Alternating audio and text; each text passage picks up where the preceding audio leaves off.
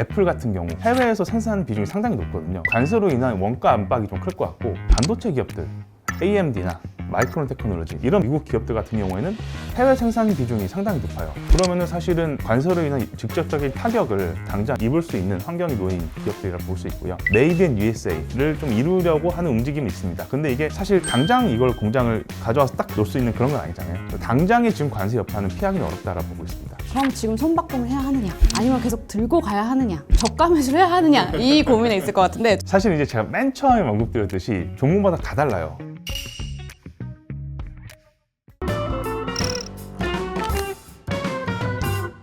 안녕하세요. 머니투데이 김근희 기자입니다. 지난해 상승세였던 미국 증시가 올해 도널드 트럼프 미국 대통령의 관세 정책으로 인해 흔들리고 있는데요. 많은 분들이 미장 투자 전략을 어떻게 세워야 할지 고민하고 계실 텐데, 오늘은 유증호 KB증권 수석연구원님 모시고 미국 증시 진단과 투자 전략에 대해 이야기해 보겠습니다. 안녕하세요. 안녕하세요. 간단하게 자기소개 부탁드립니다. 네, 안녕하십니까. 처음 인사드립니다. 전 KB증권 리서치본부에서 미국 주식 개별 종목 분석을 맡고 있는 애널리스트 유증호입니다. 반갑습니다. 미국 증시가 올해 롤러코스터 장세를 보이고 있습니다. 간밤에는 또 약세 마감을 했는데, 주된 이유는 아무래도 관세 정책 때문일까요? 그렇죠. 주된 이유가 관세 정책으로 인한 지금 증시 변동성이 좀 높아지고 있는 상황인데요. 조금 더 나아가면은 이런 예측 불가능한 부분이 저희는 조금 더 크게 작용했다라고 보고 있습니다.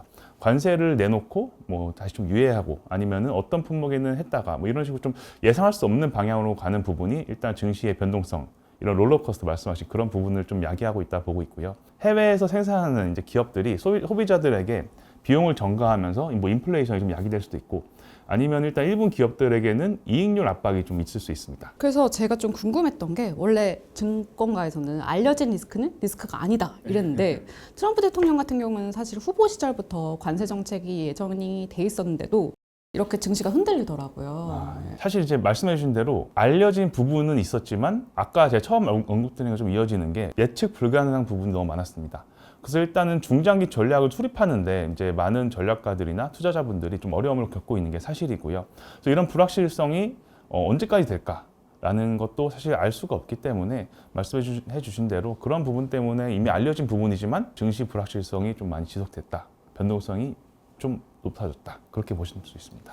또 관세 정책이 초기에만 하더라도 다들 이제 예상하기로는 트럼프가 정치적 카드로만 쓸 것이다라고 생각을 했는데, 최근 들어서는 그렇지 않을 수도 있겠다라는 우려가 커지고 있거든요. 여기에 대해서는 또 어떻게 생각하시는지. 그렇죠. 아무래도 이게 지금 상황에서는 다시 예전처럼 아무 일도 없었던 것처럼 돌아가는 건 어려운 것 같아요. 어쨌든 관세가 일단은 발표가 됐고, 이게 돌아갈 수 없는 상황까지 와버렸다라고 좀 보고 있고요. 이렇게 되면 저희가 이제 투자자로서 봐야 될 거는, 관세가 실제로 이제 도입이 됐을 때 여파와 봐야 될 기업, 투자를 어떻게 해야 되는가, 그런 고민을 이제 해야 될다라고 보고 있습니다. 그러면은 올해는 말씀하신 것처럼 트럼프 대통령이 어떤 관세 정책을 내놓거나 관련 발언을 하거나 할 때마다 이렇게 증시가 왔다 갔다 한다고 봐야 되는 건가요? 그렇죠. 아무래도 이게 예기치 못한 소식들이 하루아침에 계속 나오잖아요. 사실 저도 어떻게 될지 모르고 알 수 있는 사람은 없다고 좀 보고 있긴 하는데, 그런 부분이 나올 때마다 증시 변동성 높아질 수밖에 없다라고 좀 보고 있습니다. 올해는 트럼프의 관세 정책이 미국 증시에 엄청 영향을 끼칠 것 같은데,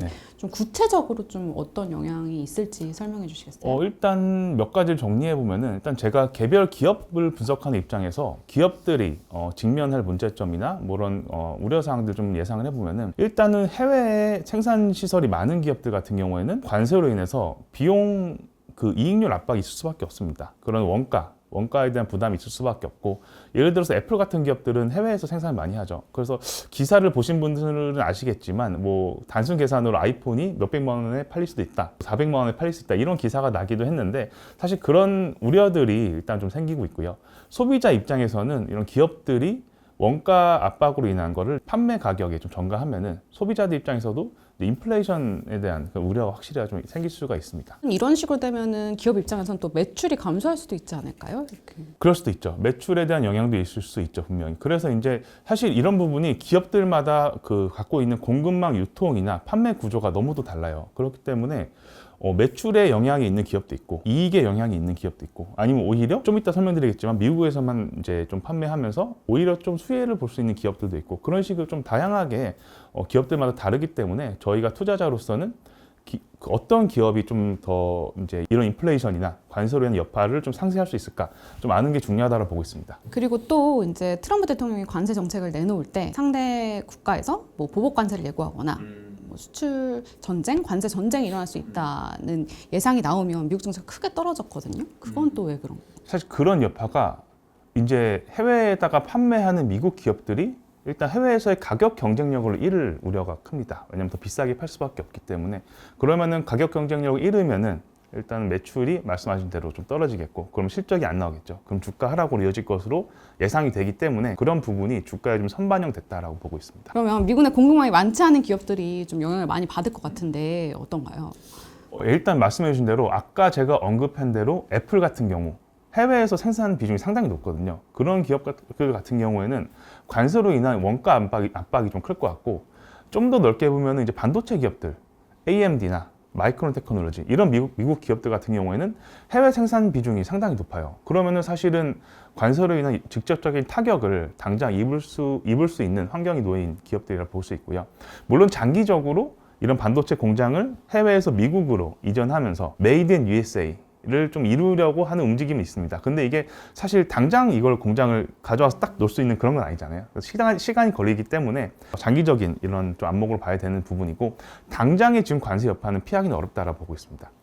방금 말씀하신 거 보면은 애플, 마이크론 이런 게 작년에 증시를 이끌었던 M7들인데 그럼 사실 이 종목들을 가지고 계신 투자자들이 굉장히 많을 것 같거든요. 그러면 이분들은 그럼 지금 손바꿈을 해야 하느냐, 아니면 계속 들고 가야 하느냐, 저가 매수를 해야 하느냐, 이 고민에 있을 것 같은데 좀 어떻게 보세요? 사실 이제 제가 맨 처음에 언급드렸듯이 종목마다 다 달라요. 같은 M7이라도 노임 환경이 다른데, 사실 대체적으로 저희는 대부분 M7 기업들은 좀 양호하다 보고 있습니다. 점유율도 높고 일단은 현금 흐름도 원활하고, 이거를 뭐 소비자 입장에서는 좀 슬픈 일이지만 소비자들의 가격을 전가시킬 수 있는 그런 힘도 있는 기업들인데, 사실 몇 가지만을 뽑아보면은, 그래서 결론적으로는 굳이 이제 말씀하신 대로 다른 종목으로 좀 이렇게 바꿔 타실 필요는 없지 않을까라는 생각을 하고 있고요.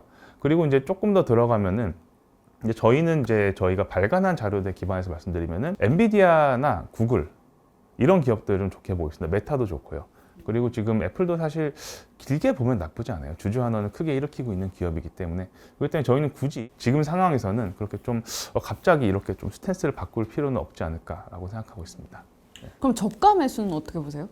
그쵸. 사실 저가 매수를 잘 말씀해 주셨습니다. 저가 매수가 사실 이렇게 좀 저희가 보고 있는 게 낙폭과대 기업들이 꽤 많이 나타나고 있어요. 이게 이렇게 주가가 빠졌을 때 오히려 이제 매수할 수 있는 그런 기회가 생기는 기업들이 많거든요. 대표적으로 앞서 말씀드린 엔비디아가 있고, 아니면은 산업단에서는 저희가 지난 자료에서 좀 발표드렸는데 반도체 섹터나 헬스케어 섹터 이쪽 좀 괜찮게 보고 있습니다. 그러니까 이게 저희가 낙폭과대라고 말씀드린 이유가, 주가가 떨어지면은 뭐 단순히 과거에 주가가 이 정도 있었는데 지금 이렇게 내려왔네? 과거 대비 싸다, 이게 아니라 주가랑 이익의 상관관계를 같이 비교해 봐야 되거든요. 주가는 떨어졌는데 이익도 이제 같이 떨어지면은, 이런 기업들 같은 경우에는 주가가 딱 원래 그 정도에 돌아온 걸로 볼 수 있는 거고요. 아니면 이익이 이렇게 올라가고 있는데 주가가 떨어졌다, 크로스 돼가지고 이익은 올라가고 있는데 주가가 떨어지면은 이 기업들 같은 경우는 저평가되어 있는 거죠. 대표적으로 엔비디아 같은 경우가 PE 멀티플이 지금 20배 초반까지 왔어요. 근데 이게 한창 지난 1년 최고점일 때가 40배 초중반까지 올라갔었거든요. 근데 이렇게 떨어졌는데, 오히려 엔비디아 이익률, 저희가 많이 보는 게 자기 자본 대비 이익률인데 ROE라고 하거든요. 자기 자본 대비 이익률이 이렇게 올라가고 있습니다. 왜 그러냐면은 이제 GPU나 이런 것들 사실 판매가 많이 일어나고 있고, 데이터 센터 붐이 오면서 일단 기업들 캐펙스 투자하면서 엔비디아 제품을 많이 사들이고, 그러면서 엔비디아 이익이 올라가고 있는데 주가 빠졌죠. 이러면 저희는 오히려 지금 낙폭 과대를 보고 있습니다. 근데 비슷한 이제 맥락이 반도체 산업에서도 나타나고 있어요. 그렇기 때문에 물론 이런 이제 관세 여파나 또 다른 불확실성 요소들이 나올 수는 있겠죠. 그런 것들이 예상은 되지만, 결국은 주가는 이익에 회귀하는 성향이 있기 때문에 단기적으로는 좀 이렇게 내려갈 수 있고 단기적으로 흔들 수 있지만, 길게 보고 투자를 하시면은 이제 장기적으로 좀 괜찮은 수익을 낼 수 있는 확률이 높을 거다라고 좀 보고 있습니다. 근데 트럼프 대통령이 저번에 상호 관세를 발표하면서 반도체는 제외를 했다가 또 그 다음날 바로 반도체 아주 곧 할 거다 이렇게 했거든요. 그러면은 또 엔비디아랑 반도체 쪽 기업들의 주가가 또 흔들릴 수 있을 것 같은데. 그렇죠. 이런 부분이 사실 제가 처음 말씀드린 예측 불확실성, 전략을 수립할 수 없는 그런 부분인데, 사실 그 90일 관세 유예가 나온 날 반도체 ETF 싹스가 한 18% 반등했어요. 그런 건 처음은 아니지만 굉장히 드문 일이거든요. ETF가 18% 하루만 올라가는 게. 근데 그 정도로 사실 시장이 지금 눌려있는 부분이 있기도 하고, 사실은 빠졌을 때, 제가 아까 말 똑같은 건데, 빠졌을 때 이 이익이 같이 빠지거나 아니면은 시장 점유율이 잃거나 하면은 그런 기업은 사실은 저희가 비중을 축소하는 것도 생각을 해봐야 되겠지만, 빠졌는데도 오히려 이익이 올라가고 있다라고 하면은 저희는 가만히 들고 계신거나 아니면은 투자를 생각하시는 좀 이렇게 시청자분들이시라면은 한번 투자를 하시는 것도 고려해 보셔도 나쁘지 않습니다. 보통 분할 매수나 이런 걸로 조금 해보는 그렇죠. 것도 괜찮아요. 사실 지금 같은 시점에 가장 안정적이고 저는 좋게 생각하는 게 분할 매수 중 하나입니다. 그러면은 그럼 반도체 엔비디아 말고 또 좀 눈여겨봐야 될 거 뭐가 있어요? 지금 ASML 홀딩 같은 그러니까 반도체 장비 기업들도 괜찮아요. ASML 홀딩 괜찮고 램리서치 이런 기업들도 괜찮습니다. 왜냐하면은 결국은 우리가 지금 재작년부터 해가지고 AI가 시장 상승을 이끌어왔는데, 지금 이제 엔비디아가 최근에 발표한 게 이제 AI 시장에서도 3단계가 있어요. 생성형 AI, 저희 기존 챗GPT, 생성형 AI 시장이 있고, 추론형 AI, 그다음에 그 피지컬 AI 세 단계가 있는데, 생성형 AI 같은 경우는 저희가 질문을 주면은 인터넷에 있는 걸 짜집게 해가지고 딱 그냥 가져옵니다. 그 단계라면은 그 다음 단계가 추론형 AI인데, 이 부분 같은 경우에는 질문을 주면은 AI가 이거를 생각해가지고 계산하고 만들어서 갖다 주는 그런 단계예요. 그다음 최종 단계가 피지컬 AI, 로봇. 많이 아시는 로봇인데, 이걸 왜 말씀드리냐면은 이번에 엔비디아가 발표한 게 생성형에서 우리가 지금 추론형 AI 과정에 있다라고 언급했거든요. 차이점이 근데 이 AI를 생성하는데, 물론 제가 전문가는 아니지만 토큰이라는 게 이제 좀 사용이 됩니다. 그래서 조금 추론형으로 갈수록 사용하는 토큰 양이 늘어나는데, 이게 생성형에서 추론형으로 가면은 필요한 토큰량이 몇십 배가 늘어난다고 해요. 거의 20배 이상 늘어난다고 해요. 그렇게 되면은 결국은 이런 AI가 데이터 센터에서 돌아가는데, 데이터 센터들이 기존의 데이터를 단순히 저장하고 뭐 AI 그 소프트웨어를 돌리고 그런 것을 넘어서 이제 AI 기능을 위한 토큰을 생성하는 토큰 공장이 될 것이다 라고 언급을 했어요. 그렇게 되면은 결국 데이터 센터들이 고성능 AI로 가면서 토큰을 많이 생성해야 되는데, 그러면은 고성능 GPU가 필요하다. 이런 고성능 GPU 생산을 위해서는 고성능 반도체 장비들이 필요하죠. 그러니까 결국은 이거는 AI 시장이 가면서 같이 갈 수 있는 그런 시장이고, 그렇기 때문에 엔비디아를 필두로 이런 약간 ASML이나 램리서치 장비 기업들 같이 보시는 것도 나쁘지 않습니다. 그리고 또 미국 증시 얘기하면 테슬라 얘기를 안 할 수가 없을 것 같은데, 또 가장 많은 분들이 들고 있는 주식 중에 하나일 것 같은데, 테슬라가 너무 지금 계속 떨어지고 있는데 어떻게 봐요? 그게 사실은 이제 저희가 작년 말에 한창 이제 테슬라 붐 아닌 붐이 일어났을 때, 상승세가 나타났을 때 거의 유일하게 저희 하우스에서 이제 비중 축소 의견을 냈던 걸로 알고 있어요. 저희 작년 말에 이미 테슬라가 비싸다고 봤거든요. 그래서 일단 PE 멀티플이 작년 말 기준으로 130배 가까이 올라갔습니다. 그런데 이익 성장성이 높지가 않았어요. 왜냐면은 이 PE 멀티플이 높다 하더라도 기대되는 향후 이익 성장성이 높으면은 이 주가는 사실은 이익 성장성을 반영해 보면 저평가됐다라고 볼 수 있는 거거든요. 예를 들어 과거에 엔비디아가 주가가 1년에 200% 오르는 그런 시기가 있었잖아요. 근데 당시에도 PE 멀티플이 높지 않았어요. 왜냐면은 PE 멀티플이 프라이스랑 EPS인데, 프라이스가 올라가는데 EPS가 같이 올라가니까 PE 멀티플이 높지 않고, 이런 EPS 상승 기대치가 높기 때문에 일단은 주가가 그렇게 올라갔어도 일단 이익 성장성을 감안하면 저평가되어 있다라고 지금도 보고 있고 그때도 봤었는데, 테슬라는 근데 그런 부분이 없습니다. 이익 성장성이 받쳐주지 못했고 1차적으로, 2차적으로 주가가 올랐던 게 약간 그 대선 테마주처럼 주가가 올랐잖아요. 이게 저희가 하우스에서 나온 그 자료 중에 과거에 이제 바이든 대통령 당선 당시에 그 친환경 ETF 그래프랑 같은 시기를 조절해가지고 시기를 같이 맞춰가지고 테슬라 주가를 그려보면 똑같이 올라갑니다. 근데 친환경 ETF는 오늘날까지도 빠지고 있죠. 물론 테슬라가 그렇게 빠지지 않겠지만 작년 말에 이미 비쌌고, 그게 이미 이런 변동성이 나타날 때 좀 더 빠지는 계기가 된 건데, 사실은 이제 테슬라 같은 경우에는 그 대선 외에도 주가가 올랐던 게 실질적인 이익 성장성이 아니라 약간 그 일론 머스크의 그런 비전이나 뭐 그런 옵티머스 로봇 그런 것들에 대한 뭐 소프트웨어, 자율주행 이런 걸로 인해서 좀 오르는 경향이 많거든요. 그래서 그런 것들 사실은 예정대로 로봇이 나오고 팔리고 이익 성장을 이끈다면은 지금 테슬라 주가 상승을 반등을 노릴 수 있겠지만, 지금 당장으로는 아직 그런, 결국은 지금 아무리 로봇 그런 얘기를 해도 결국은 지금 자동차 판매로, 자동차 기업으로 지금 주가 평가를 받고 있는 그런 부분이 있거든요. 해외에서 보면은. 그래서 결국은 자동차 판매뿐만 아니라 이런 비전들이 이루어져야 테슬라 주가 상승이 좀 당장 나올 수 있지 않을까라는 생각을 하고 있습니다. 근데 뭐 그건 알 수 없는 부분이겠죠. 네. 테슬라는 지금 막 다시 사거나 이런 거는 조금은 사실 저는 그쵸. 저희 자료에서 말씀드렸는데 개인적으로 M7이나 대형 기업 중에서는 테슬라는 저희는 사실 지금 좋게 보고 있지 않습니다.